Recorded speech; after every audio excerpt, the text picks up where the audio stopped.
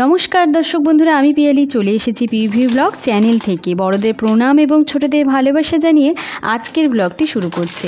আজকে আবারও তোমাদের সাথে তোমাদের নাম সহ বেশ কিছু ভালো কমেন্ট কিন্তু আমি পড়ব, তাই সবাই ধৈর্য ধরে দেখো। আর হ্যাঁ, এর আগের দিনের ভিডিওতে বেশ কিছু জনের কিন্তু কমেন্ট মিস হয়ে গেছে, ঠিক সেই জন্যেই আমি ভিডিও শুরুতেই কিন্তু ক্ষমা চেয়ে নিচ্ছি সবার কাছে।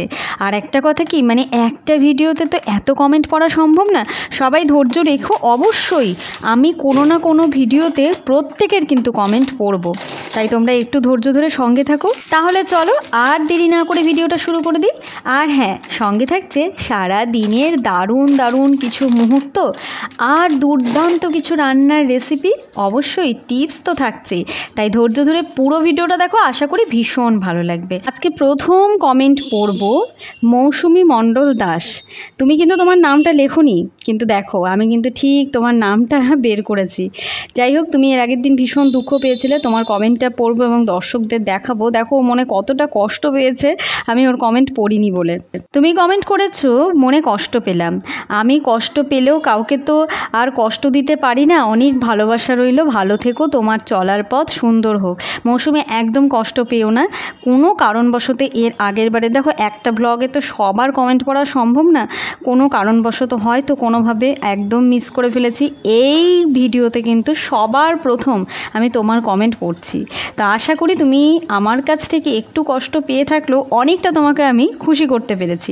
যাই হোক মৌসুমী, তোমাকে অসংখ্য ধন্যবাদ, এইভাবেই আমার সঙ্গে এবং আমার পাশে থেকো। আচ্ছা, মৌসুমীর কমেন্টের নিচেই ঠিক আরেকটি কমেন্ট ছিল, সারা লাইফস্টাইল এরকম কিছু। যাই হোক, নামটা যেহেতু দেওয়া নেই, আমার যদি উচ্চারণ করতে কোনোরকম কোনো ভুল হয়ে থাকে আমি ক্ষমা চেয়ে দিচ্ছি। যাই হোক, এর পরের বার অবশ্যই নামটা কিন্তু কমেন্টে লিখবে, হ্যাঁ।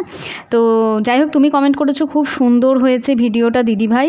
কিছু কিছু কমেন্টস সত্যি উৎসাহিত করে। শশার তরকারি অসাধারণ হয়েছে দিদিভাই, এগিয়ে যাও, পাশে আছি।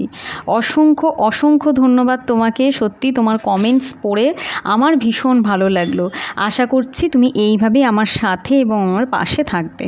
এবারে আমি কমেন্ট আবার কিছুক্ষণ বাদে পড়ছি। এই সুযোগে তোমাদের আজকের যে একটা দুর্দান্ত রেসিপি শেয়ার করছি সেটা বলে দিই কিসের। এটা একটা কাঁচা কলার রেসিপি আমি তোমাদের সাথে শেয়ার করছি।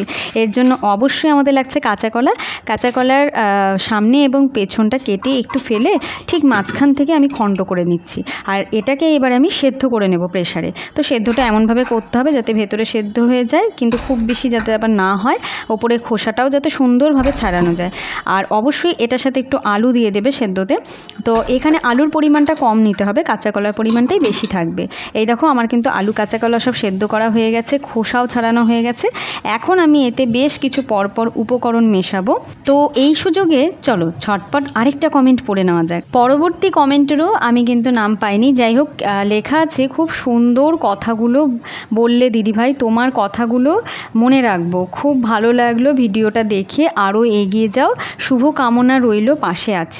এই কমেন্টেও কিন্তু সারাই করেছে, সারা লাইফস্টাইল। অবশ্যই তুমি তোমার নামটা পরবর্তীতে একটু কমেন্টে জানিও, হ্যাঁ। তো যাই হোক, অসংখ্য অসংখ্য ধন্যবাদ। আর এই কমেন্টটা তুমি আমাকে করেছিলে আমার ফার্স্ট পেমেন্টের ভিডিওতে। আমি সত্যিই বলছি তোমাদের এত সুন্দর সাপোর্ট পেয়েছি না, যে আমি সারা জীবন মনে রাখবো। আর অবশ্যই তোমরা এইভাবেই কিন্তু আমার পাশে থেকো। আচ্ছা, এবারে তোমাদের ঝটপট বলে দিই এখানে কি কি আমি দিয়েছি। এখানে দিয়েছি পরিমাণ মতো ময়দা, পরিমাণ মতো লবণ, হলুদ, একটু লঙ্কা কুচি, কালো জিরে, আর দিয়েছি আদা বাটা, দিয়েছি সবশেষে কাসুরি মেথি। এই সব উপকরণ একসাথে কিন্তু ভালো করে মেখে নিতে হবে কাঁচা কলা এবং আলু দিয়ে। আর অবশ্যই মনে রাখতে হবে মাখাটা যেন খুব সুন্দর হয়, যাতে কোনো রকম কোনো লাম্পস না থাকে। দেখো আমার কিন্তু একদম কমপ্লিট হয়ে গেছে। এখন আমি এইগুলো কাবাবের শেপে বা বড়ার শেপে, তোমরা তোমাদের পছন্দ মতন যে কোনো একটা শেপে কিন্তু তৈরি করে নিতে পারো। চলো আবার একটা কমেন্ট পড়ে নিই এই সুযোগে। পরবর্তী কমেন্টটা পেয়েছি উমা চক্রবর্তীর কাছ থেকে। তোমার সফলতা দেখেছি, আনন্দ হলাম। তোমার কথা শুনে মনে জোর পেলাম দিদিভাই। তোমার পরিবারে নতুন জয়েন হলাম, তুমিও আমার পরিবারে জয়েন হয়ে যেও দিদিভাই, আমি তোমার পাশে আছি, তুমিও আমার পাশে থেকো। সত্যি বলছি, অবশ্যই তোমরা প্রত্যেকে সফলতা অর্জন করো, প্রত্যেকের জায়গা থেকে অনেক কষ্ট করছো, কারণ এই জার্নিটার মধ্যে দিয়ে আমি গেছি। আমি জানি যে কতটা কষ্ট করতে হয় একটা ভিডিও তৈরি করতে, একটা ভিডিও প্রপারলি পুরোপুরি নামাতে কতটা সময়, কতটা ধৈর্যের প্রয়োজন, কতটা কষ্ট করতে হয়। অবশ্যই আমি মন থেকে বলছি, আমি সবসময় তোমাদের সবার পাশে আছি, পাশে থাকব।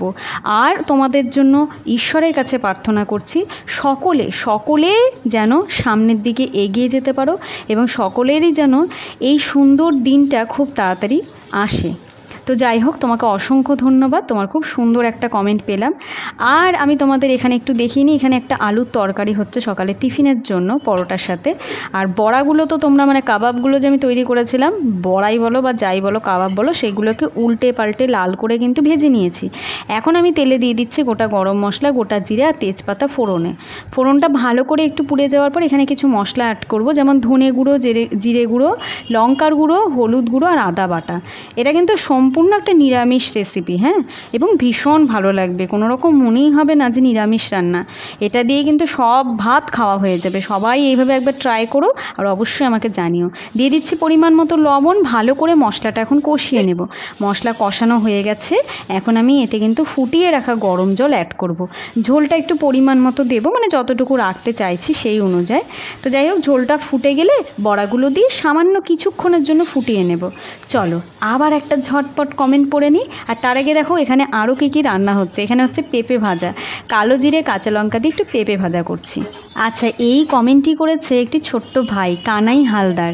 আমি তোমাকে ভাই বলছি। নাইস দিদি, ভালো ভিডিও করছো, অনেক ভালো লাগলো। আমার নামটা নিও দিদি ভাই, আমি আসাম থেকে বলছি, পাশে আছি, পাশে থাকবো অবশ্যই ভাই। মানে অনেক খুশি হলাম তোমার কমেন্টটা পেয়ে, ভীষণ ভালো লাগলো, বিশ্বাস করো, মন থেকে বলছি। আর হ্যাঁ, তোমার নামটা নিয়েছি, আবারও নিচ্ছি, কানাই হালদার।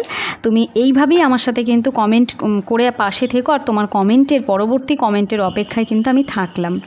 তো যাই হোক, তোমরা দেখলে যে ওখানে কিন্তু আমার টিফিন রেডি হয়ে গেল, পরোটা, আলুর তরকারি। আর এখানে এখন খেয়ে ছেলে স্কুলে যাবে, ওর খাবারটাও আমি রেডি করে নিয়েছি। আর অবশ্যই ওই রান্নাটা আমি যেটা ইনকমপ্লিট ছিল সেটা বলে দিই, ঝোলটা একটু ফুটে যাওয়ার পরে বড়াগুলো দিয়ে খানিকক্ষণ একটু ফুটিয়ে নামিয়ে নিয়েছি। আচ্ছা, এখন আমি দুটি কমেন্ট একসাথে তোমাদের দেখিয়ে দিলাম, এই দুটি কমেন্টই কিন্তু পড়বো, ঠিক আছে? আচ্ছা, প্রথম কমেন্টটি পড়ছি, রিনা বর্মন লাইফস্টাইল ব্লগ। রিনা, অসংখ্য ধন্যবাদ, তুমি লিখেছো, অনেক ভালোবাসা রইল, আরও অনেক দূর এগিয়ে যাও। আচ্ছা, এইভাবেই কিন্তু তোমাদের সাপোর্ট আমার দরকার, এইভাবেই পাশে থেকো। তারপরে আছে দিয়া ব্লগস, লিখেছো, কংগ্রাচুলেশন, এগিয়ে যাও দিদিভাই। আমার শুনে খুব ভালো লাগলো যে একজন হাউসওয়াইফ সব করতে পারে। একদম গো, সত্যি চাইলেই পারা যায়। আমাদের সেই মনের জোর আর আমাদের কাজের প্রতি নিষ্ঠা, একাগ্রতা, এটা ভীষণ দরকার। আমার একটা ইউটিউব চ্যানেল আছে, মাঝে মাঝে শর্ট ভিডিও করি। আজকে তোমার কথা শুনে ভাবছি যে হ্যাঁ, ধৈর্য ছাড়বো না, দেখি চালিয়ে যাই। তোমার কথা শুনে একটু সাহস হলো। আমি বলছি তোমাকে, দিয়া ব্লগস, তোমার কথাই বলছি, অবশ্যই ধৈর্য রাখো, কাজটা করে যাও মন দিয়ে, অবশ্যই পরিশ্রমের ফল পাবেই। এইভাবে কিন্তু পরিশ্রম আমাদের বৃথা হয়ে যেতে পারে না। হাল ছেড়ো না, হালটা রাখো, অবশ্যই কিন্তু ফলাফল দেখতে পাবে। সবশেষে যে কমেন্টটি পড়ছি, তোমাদের সকলকে অনুরোধ করব, জায়গাটি দেখো, অনেক দূর থেকে তুমি আমাকে কমেন্ট করেছো, রাশ ব্লগস। সত্যি বলছি, তোমার কমেন্ট পেয়ে না আমি মন থেকে, মানে ভেতর থেকে আমি আপ্লুত, ভীষণ খুশি হয়েছি। তুমি নিজের নাম, জায়গার নাম সবটি উল্লেখ করেছো। কমেন্ট এবার ঝটপট পড়ে নি। Congratulations dear from Rush Blogs, Assam, Guwahati. Guwahati ভীষণ সুন্দর একটি জায়গা এবং তুমিও ভীষণ সুন্দর। তোমার কমেন্ট পেয়ে আমি ভীষণ খুশি হয়েছি। তো যাই হোক, আজকের মতন সময় শেষ। এভাবেই আমার সঙ্গে থেকো, পাশে থেকো। Tata, bye bye.